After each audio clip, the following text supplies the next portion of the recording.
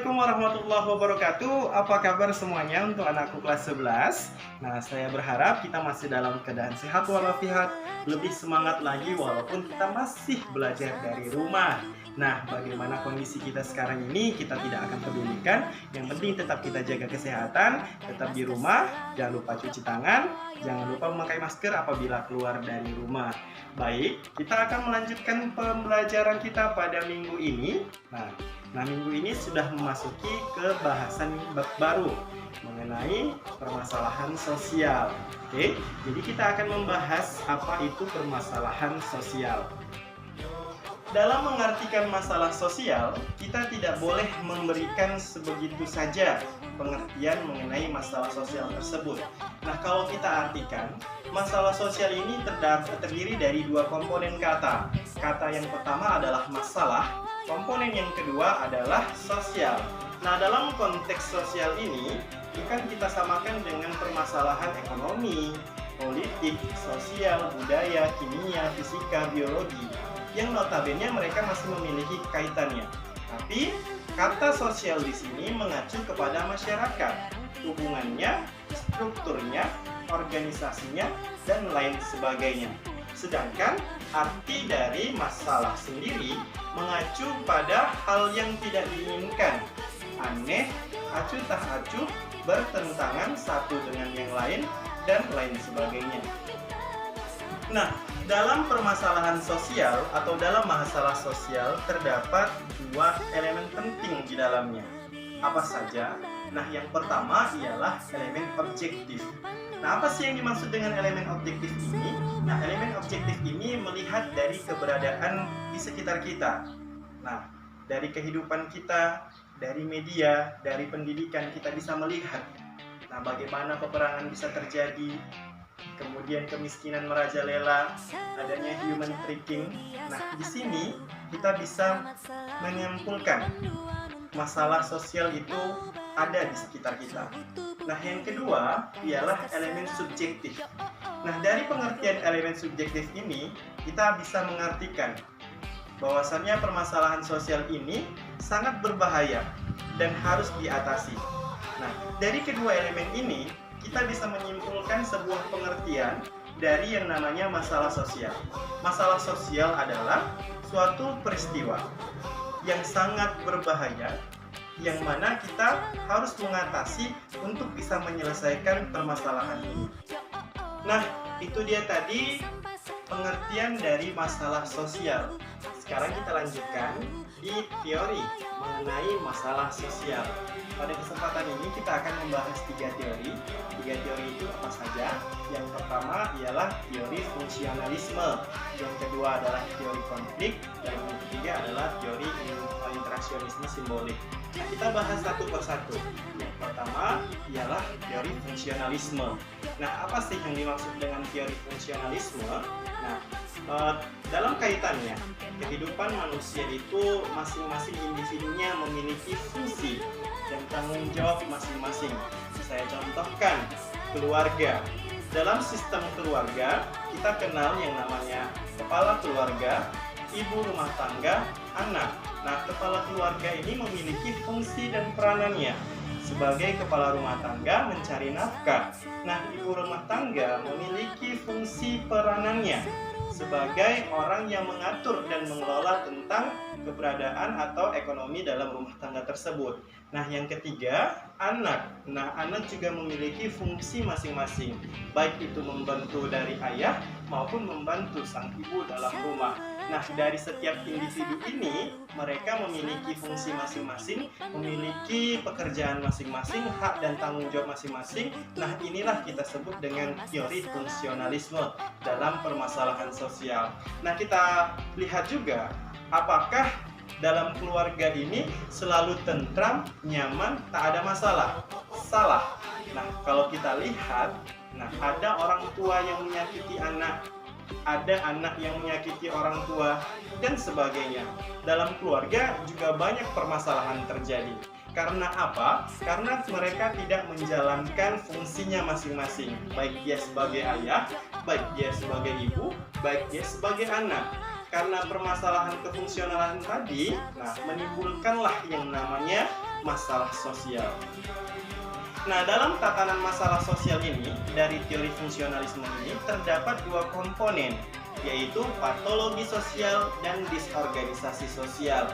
Nah, untuk patologi sosial sendiri, dapat kita artikan sebagai, ibarat sebuah anggota tubuh, apabila terdapat satu yang sakit, maka keseluruhan akan sakit. Contohkan, kaki kita bengkak karena ketiban batu.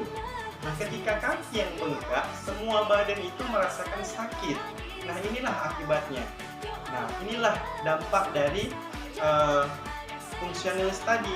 Kalau seandainya ayahnya yang sakit, maka seluruh keluarga ini mendapatkan dampak. Dari fungsi orang tua atau dari fungsi ayah tadi, yang mereka sendiri pun tidak bisa mungkin menggantikan dari tugasnya.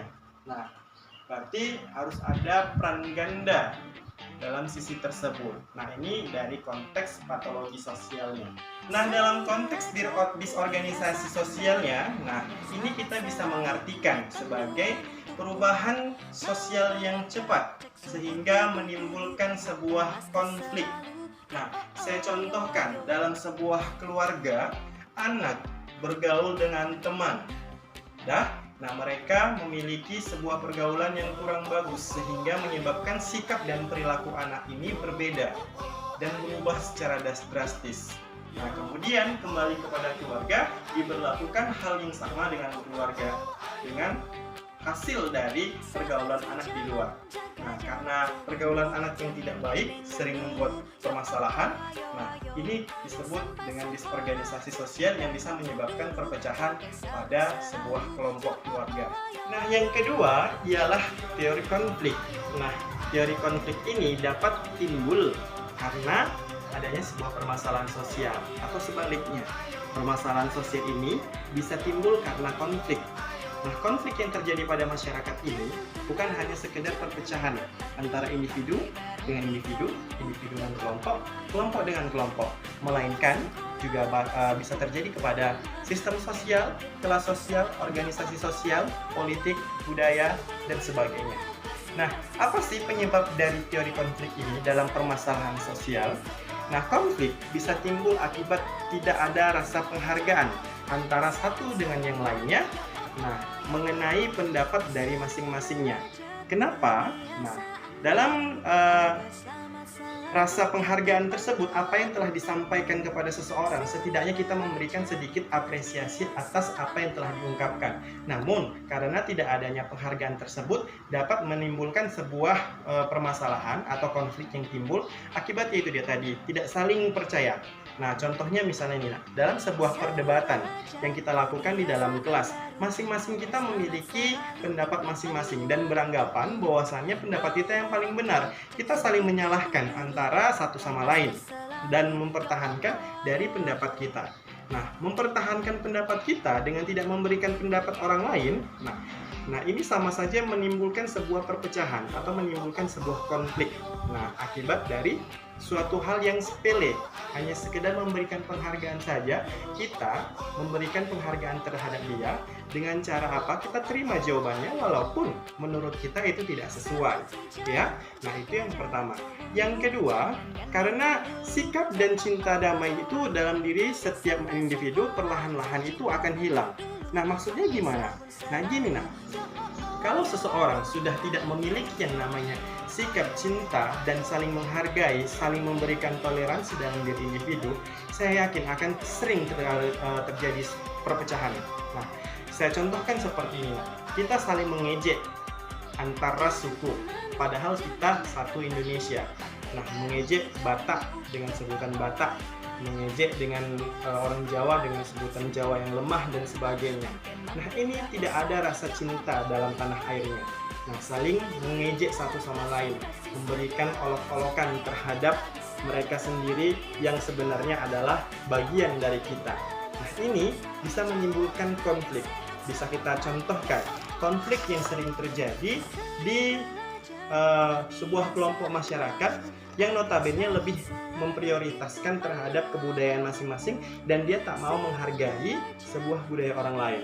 Konflik yang terjadi antara manusia yang beragama, nah menganggap bahwasannya agamanya lebih baik dibandingkan agama orang lain. Nah, tidak memberikan toleransi tersebut sehingga menimbulkan sebuah yang namanya perpecahan dan menimbulkan yang namanya konflik. Nah, yang ketiga ialah teori interaksionisme simbolik. Nah, di dalam komponen teori interaksionisme simbolik ini terdapat dua teori di dalamnya. Yang pertama ialah labeling teori. Labeling teori ialah memberikan pengecapan terhadap mereka-mereka yang melakukan sebuah pelanggaran. Saya contohkan, misalnya di dalam suatu kelas terdapat seseorang yang suka mengambilin pulpen temannya. Nah, lalu dia diberi cap sebagai maling kelas. Kemudian ada orang yang suka tidur di dalam kelasnya, kemudian disebut dengan tukang tidur, dan sebagainya. Nah, pemberian label ini bisa menimbulkan sebuah permasalahan sosial terhadap seseorang, baik itu dalam komponen seseorang itu sendiri yang melanggar, maupun dalam konteks sosial masyarakat. Bagaimana bisa terjadi? Seandainya sudah terjadi pengecapan terhadap seseorang. Saya contohkan PSK, pekerja seks komersil.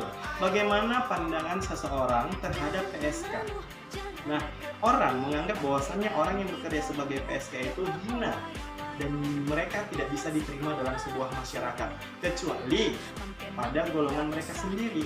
Nah, ini menimbulkan sebuah permasalahan, menimbulkan sebuah konflik.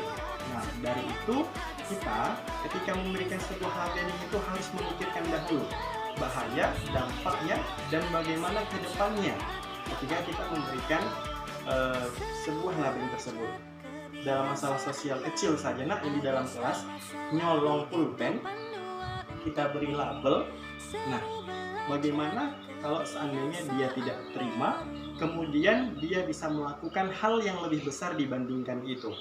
Nah, itu yang pertama ialah labeling teori. Yang kedua adalah konstruksional sosial.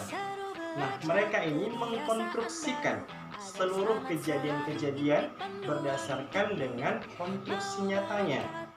Dari dunia dikonstruksikan ke lebih kecil. Nah, saya contohkan seperti ini.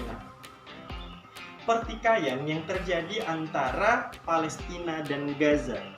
Sebagian orang menganggap itu masa bodoh, tapi sebagian orang ada yang menganggap itu adalah sebuah permasalahan yang sangat besar yang mendunia.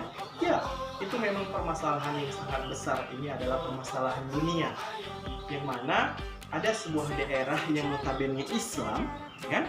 Nah, mereka itu membela, dan ada notabene yang non-Muslim mungkin membela dari si Israel.